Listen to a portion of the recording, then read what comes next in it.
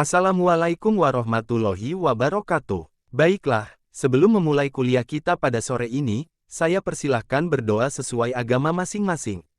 Lalu sediakan headset masing-masing agar lebih efektif mendengarkan video materi kuliah sore ini. Jangan toleh-toleh apalagi nebeng di HP kawan. Selamat menonton. Selamat datang di mata kuliah Manajemen Perusahaan Negara dan Daerah, pertemuan ke-8. Dengan tema, Etika dan Tanggung Jawab Sosial. Definisi bisnis. Dalam ilmu ekonomi, bisnis adalah suatu organisasi yang menjual barang atau jasa kepada konsumen atau bisnis lainnya, untuk mendapatkan laba. Secara historis kata bisnis dari bahasa Inggris business, dari kata dasar busi yang berarti, sibuk, dalam konteks individu, komunitas, ataupun masyarakat.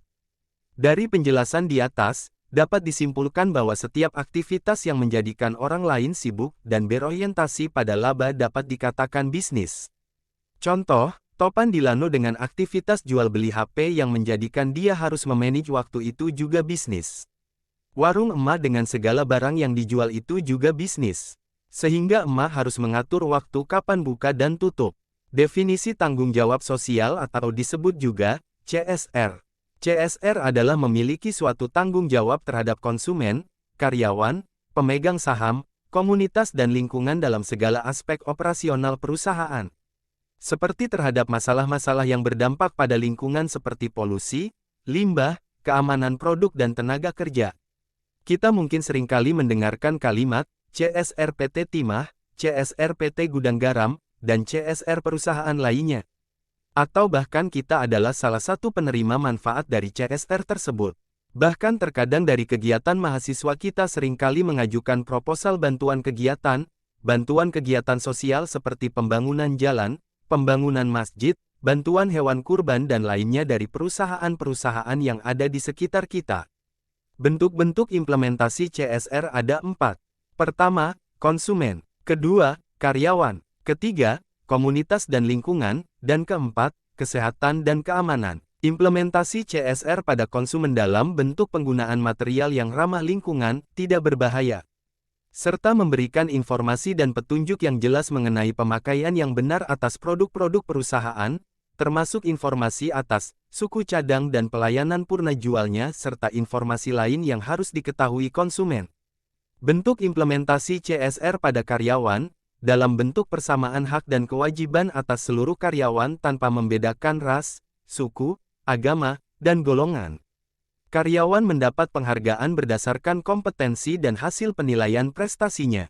Bentuk implementasi CSR pada komunitas dan lingkungan, dalam bentuk kegiatan kemanusiaan maupun lingkungan hidup, baik di lingkungan, sekitar perusahaan maupun di daerah lain yang membutuhkan.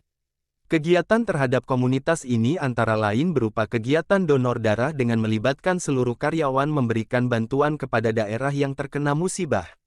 Bentuk implementasi CSR kesehatan dan keamanan, dalam bentuk penjagaan dan pemeliharaan secara rutin atas fasilitas dan lingkungan, kantor sesuai petunjuk dan instansi terkait.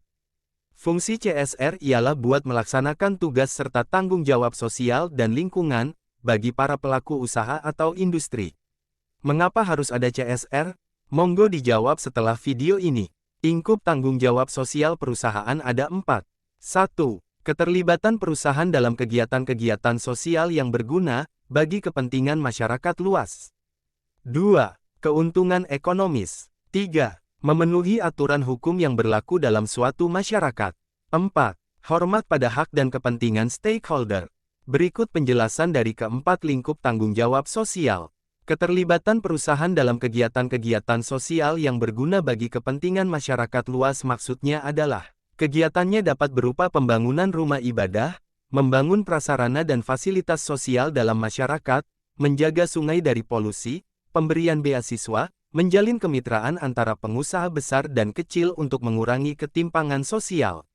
Alasan perusahaan terlibat dalam kegiatan sosial yaitu, perusahaan dan karyawannya merupakan bagian integral dari masyarakat setempat.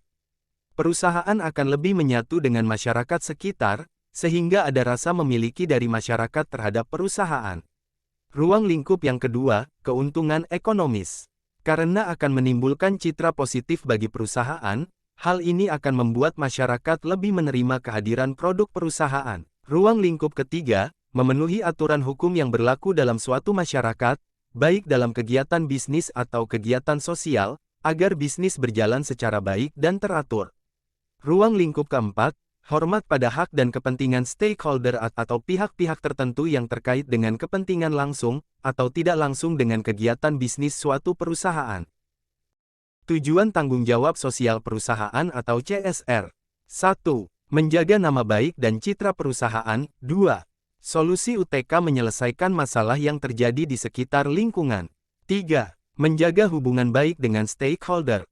Tujuan utama dari pelaksanaan program CSR salah satunya adalah untuk menjaga citra dan juga nama baik perusahaan di hadapan masyarakat umum. Adanya program CSR adalah salah satu bentuk upaya dari perusahaan untuk membantu dan menyelesaikan semua masalah yang ada di lingkungan sekitar. Masalah yang ada bisa muncul dari berbagai sisi, mulai dari lingkungan, sosial dan ekonomi. Dengan program CSR, maka akan tercipta sebuah hubungan yang lebih hangat dan bersahabat dengan lingkungan perusahaan. Program CSR juga mampu memberikan banyak manfaat bagi masyarakat dalam upaya pengembangan dan pemberdayaan mereka sendiri. Selanjutnya kita bicara tentang kemanfaatan CSR. 1. Bagi lingkungan hidup. Manfaat CSR bagi lingkungan hidup adalah suatu perusahaan diminta tidak hanya mengejar keuntungan dalam jangka waktu tertentu, tetapi harus aktif berkontribusi terhadap kualitas lingkungan melalui dana CSR perusahaan. 2. Bagi perusahaan, manfaat CSR bagi perusahaan adalah ketika nama perusahaan terbentuk baik di mata masyarakat, maka proses branding juga akan lebih mudah, terutama jika target masyarakat yang merasakan CSR berskala nasional. Contoh, seperti beasiswa sepak bola, pendirian sumur di daerah kering dan sebagainya. 3. Bagi pemerintah, manfaat CSR bagi pemerintah ialah mendukung program-program pemerintah terkait kemajuan bangsa dan negara. CSR adalah aksi sosial yang dilakukan oleh perusahaan terhadap masyarakat. Oleh sebab itu, CSR perusahaan hadir membantu pemerintah dalam menangani berbagai masalah sosial seperti pencemaran lingkungan, kemiskinan, pengangguran, pendidikan dan sebagainya. 4. Bagi masyarakat, contoh nyata CSR adalah pendirian pabrik di tengah-tengah masyarakat dengan memperhatikan kenyamanan dan keamanan warga sekitar. Selain itu, CSR perusahaan juga bisa diwujudkan dengan menyerap tenaga kerja dari warga di lingkungan. Sekian dan terima kasih. Apakah ada pertanyaan?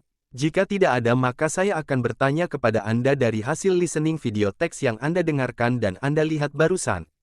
Sebelum saya lanjutkan silakan subscribe dan like terlebih dahulu. Terima kasih. Wassalamualaikum warahmatullahi wabarakatuh.